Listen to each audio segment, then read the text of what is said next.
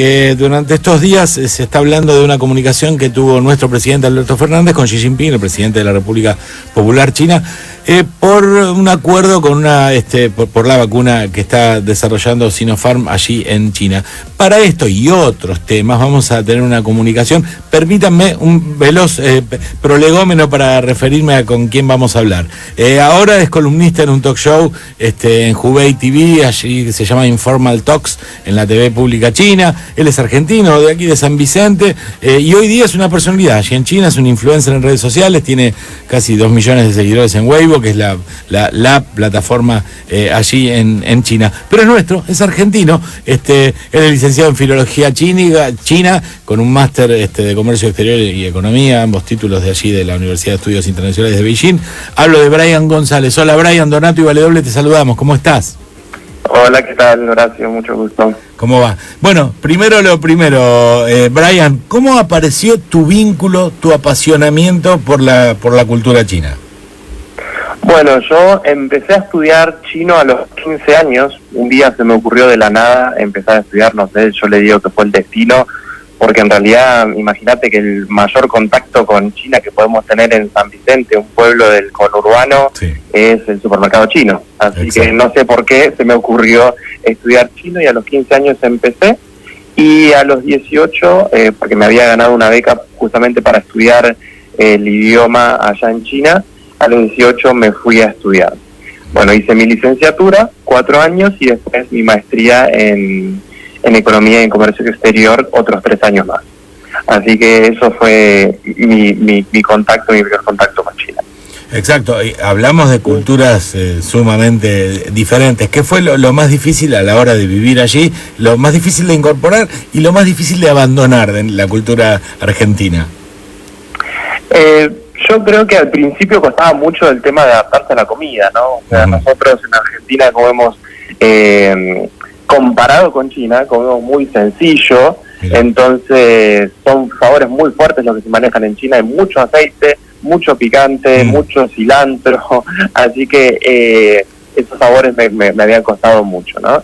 Y después dejar, y yo de a poco me fui chinizando bastante, hasta me hice vegetariano, así que dejé lo que era la carne, que yo no dejaba la carne por nada, y bueno, también a través de los años fui incorporando más cosas de ellos, pero bueno, ahora soy una mezcla, un argentino, ¿no? Claro, exacto. Bueno, vamos a lo específico, hay muchas preguntas que te quiero hacer, pero arranquemos por acá, Brian. ¿Cuál es la situación de la vacuna desarrollada ya en China? ¿Cuántos habitantes? Digo, hoy nosotros hablamos hace un ratito con uno de los primeros vacunados aquí en la Argentina. ¿Cuántos habitantes ya hay vacunados allí en China? Bueno, en realidad cuando decimos la vacuna china no estamos hablando de una sola vacuna, sino que hay 3. Como bien dijiste, bueno, está Sinopharm y también está la vacuna de Sinovac, que es otro laboratorio, la famosa Coronavac, y después está CanSino Biologics, que hace otra vacuna más, ¿no? En este momento, China ya habilitó el uso de urgencia de las vacunas.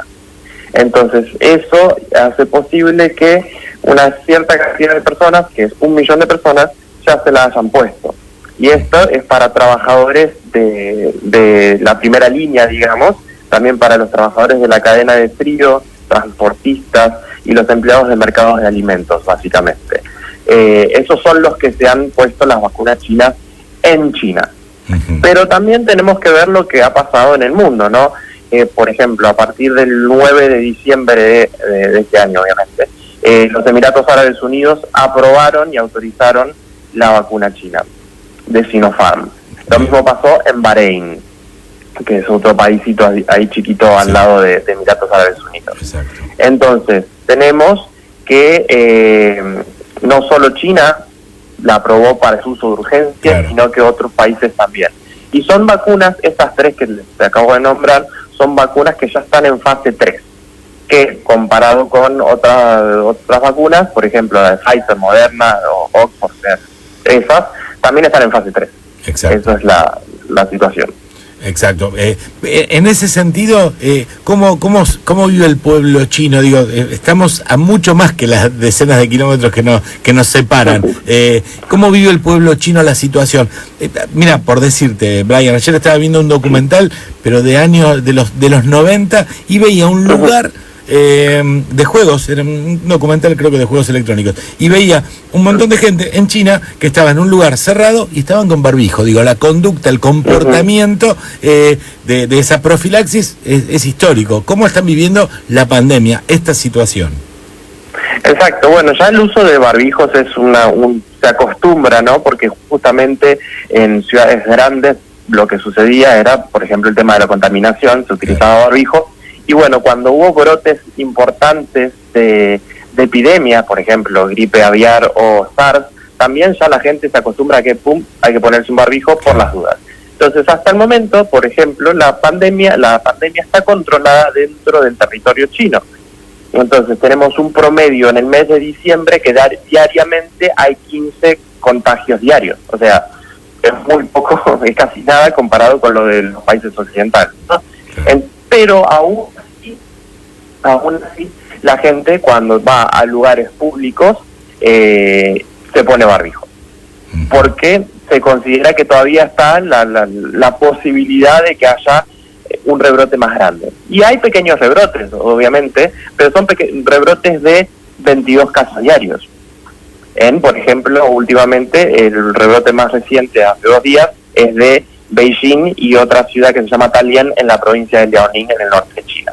Entonces, son brotes de casos muy poquitos, pero ya, por ejemplo, el gobierno de Beijing ya hizo testeos a 1 millón de habitantes. Claro. Y se dispuso a nivel nacional que todo el que salga de Beijing o de Dalian, de esta otra ciudad que te digo, que se vaya a otra provincia o otra ciudad, se tiene que hacer un PCR para ver si está contagiado. Claro, exactamente. Hablando de otro tema, te aprovecho, Brian, hablando de otro tema que tiene que ver con la relación entre Argentina y China.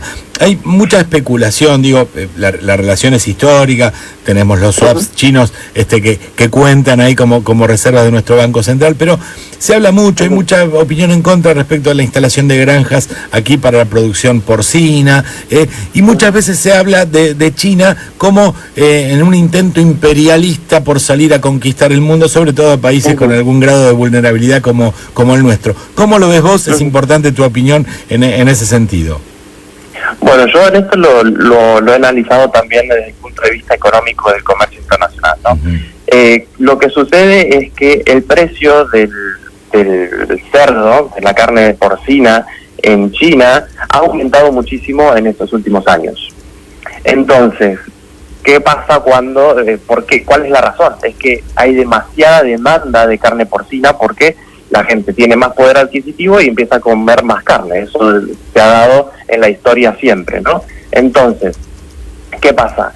Que, por ejemplo, en el 2018, el kilo de carne porcina valía $3,80. Y ahora en el 2020 está a 8,40. O sea, esos son datos del Ministerio de Agricultura. Ha aumentado mucho. Entonces, lo que se tiene que hacer es buscar más oferta de esto. Ya China no da abasto porque no solo produce para sí mismo, sino también que exporta a otros países, quizás cercanos. Entonces necesita importar desde países que lo produzcan más barato. Y un país que produce los alimentos más baratos del mundo es Argentina. Entonces tiene esta idea de poder realizar un acuerdo en el cual se puedan instalar 12 granjas porcinas, por ejemplo, ¿no? en Argentina, y eso daría muchos puestos de trabajo porque se incrementaría muchísimo la producción de este producto, ¿verdad? Claro, el tema que hay que está el rojo vivo sería el tema de la bioseguridad, el tema sanitario y demás. Sí. Entonces, eso, o sea, todo este año, a partir de abril, se empezó a hablar del acuerdo con China sobre la carne porcina. Pero se creía que a mediados de este año ya se iba a dar por sentado de que sí se iban a instalar. Pero el gobierno argentino, por los recaudos necesarios que se debe a este tema y por el reclamo de la gente, que también es lógico y es entendible, suspendió la instalación y se revieron los distintos puntos de este acuerdo, ¿verdad? Y el punto sanitario fue un punto muy importante.